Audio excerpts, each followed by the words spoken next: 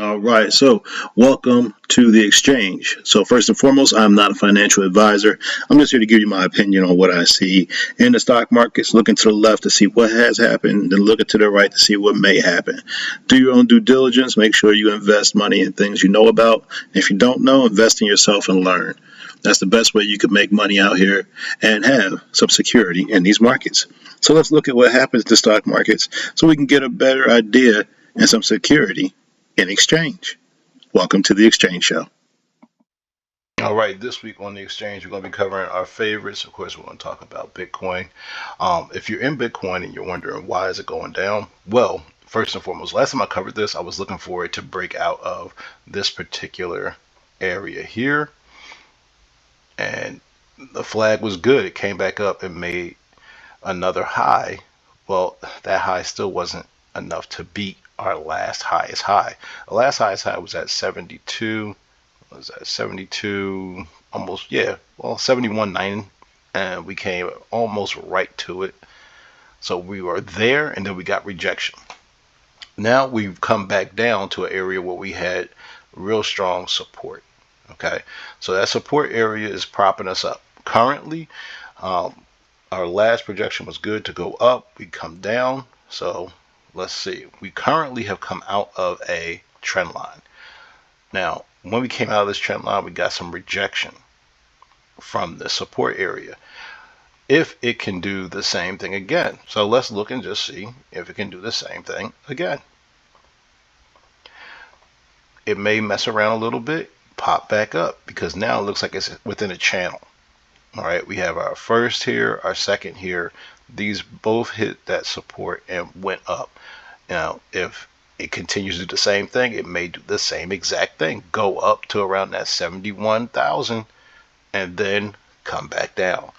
Now, it could do that to gather orders to go up further, because usually after that halving, we'll get a good lull.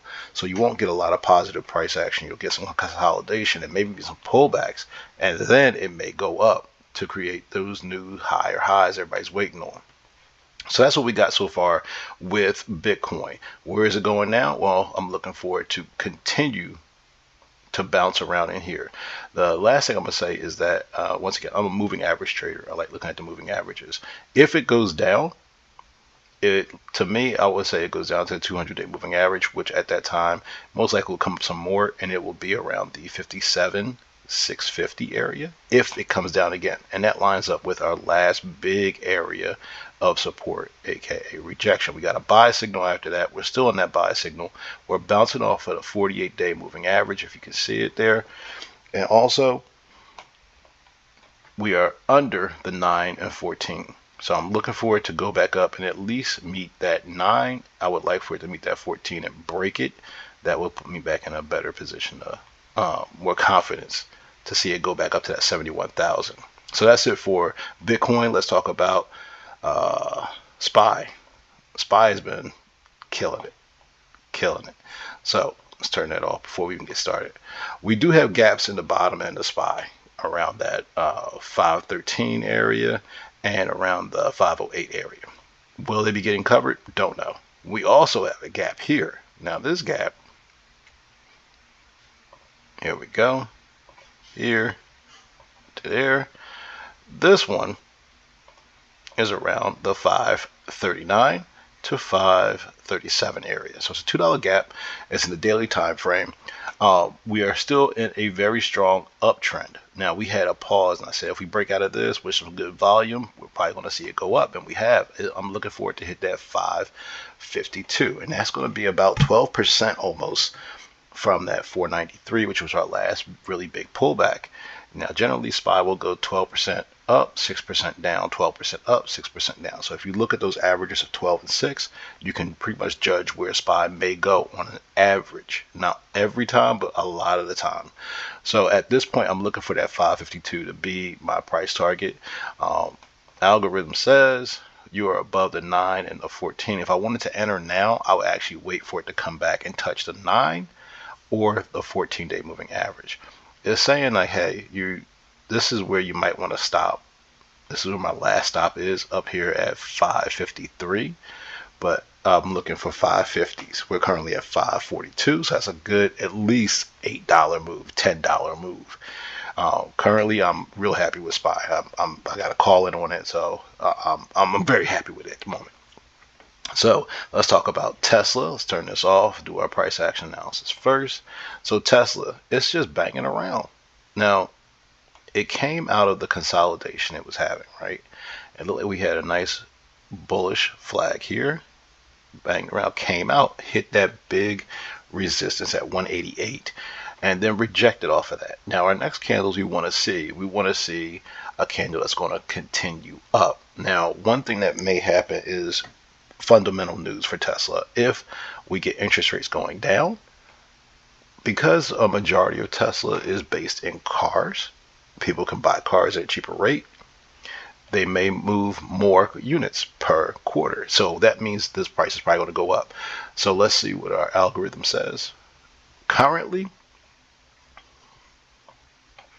I'm touching the 9, I'm touching the 14-day moving average, the 100-day moving average.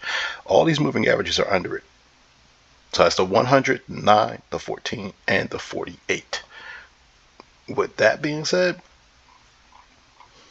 let's see. We had a rejection down here that coincides with our 48. Went up, came down for a retest. So why is the retest important? The retest is important because of this. Let's talk about some supply and demand. This would be considered our demand area. So if we are looking at this, we're looking at that one move, a downward move gathering orders, a push up. Well, hey, I might have missed my order.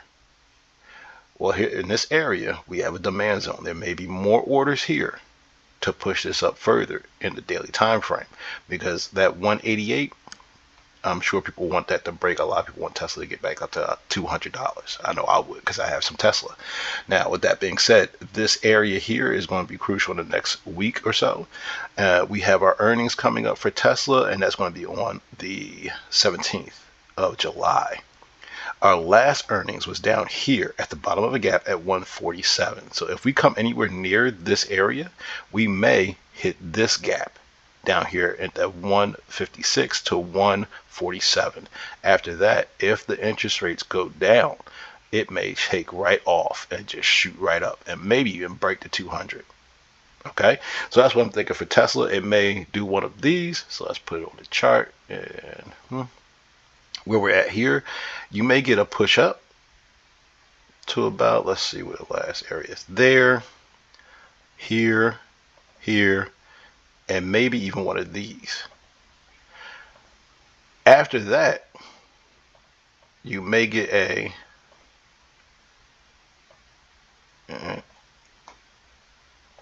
good push up from this area and in here somewhere to go back up. So let's see if that plays out. If it does, I'm still happy with that. That'd be great for me.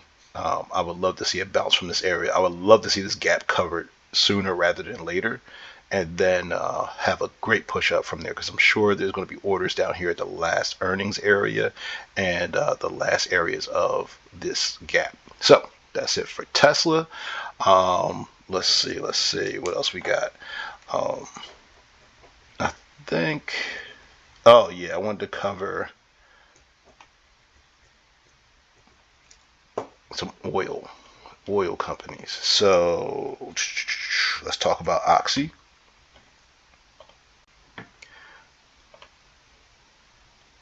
Let's keep it simple. So Oxy had earnings up here at 65 bucks.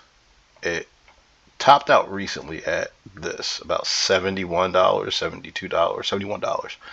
We're currently outside the channel. We're under a 200. We're under a 100. We're under a 14, and currently we are under a 9.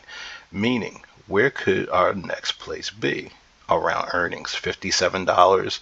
Algorithm saying around $57.92, so about 58 bucks. But here's the thing: there's also demand area here, so I would look for $58. This could be a quick daily if you're looking for options. If you're looking to short it, At this time, oil is looking like it wants to go down. If it passes this area, I'm looking for 55.71. That would be the area I would look for if it passes this area here, which is the earnings area, a demand area, and algorithm saying, hey, this may be the end of the line for it. If it get past all of those, 57 bucks.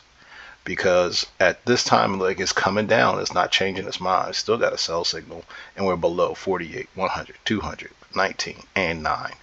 So odds aren't in its favor for Oxy. So let's go with one more. And this one's funny. I like this one. It's ConocoPhillips, aka COP. So there we go. This is another oil company. This wasn't doing the same thing. Now, with that being said, I'm looking to see here. We have a area here of, let's just call that our support. Where you at? There you are. That's our support level. There was entry here. I wasn't paying attention. I was busy doing other stuff. Over the last couple of weeks, I've been real busy doing some other things. So I need to focus back on this stuff. A good entry here, I'm gonna be honest with you, a good entry on ConocoPhillips, aka COP, may be right up here when it touches that 14-day moving average. If it touches the 14-day moving average, even if it touches the 9-day moving average, I'll be more comfortable with the 14 because it would line up more with the 50 line in this indicator here. It will give me a stronger entry, because the last time I touched that, look at this, you had 3 great candles, and that was from 114 bucks down to where it currently is at 109, a $5 move after a 14-day touch. So I've been looking at this for a long time with moving averages. After a 14-day touch, usually you'll get a strong move up or down. So at this point, I will wait for it to go back up, and then I would take it down to the 106.